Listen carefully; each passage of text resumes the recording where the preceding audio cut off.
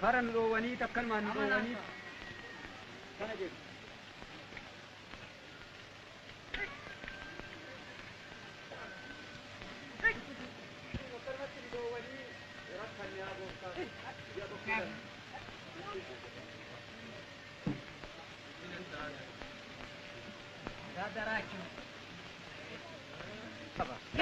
Barbaaddadhee tan fidadha. Wabeera du'a bari naa kaffal. Barbaaddadhee fidadha. Naa kaffal. Samaana keenyaarra.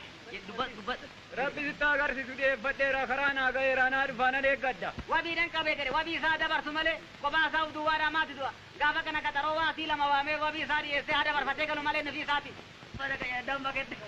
Waaw eegaa wabii qaba jedhe eegaa wabichi koo biyya hin jirre wabicha isaa barbaadi jedhu malee akkanaan faasini kanfani naan jedhani hagafa.